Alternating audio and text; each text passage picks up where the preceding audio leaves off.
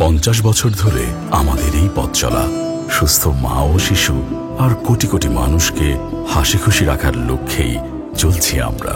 চলো জীবনের উল্লাসে সুন্দরে সাজাতে, চলো সাফল্য পৌঁছায় মানুষের হাতে হাতে। সেই প্রেরণায় শত সম্ভাবনায় নতুন স্বপ্ন জয়ে এগিয়ে যাই দৃঢ় প্রত্যয়ে সবার প্রিয় হয়ে।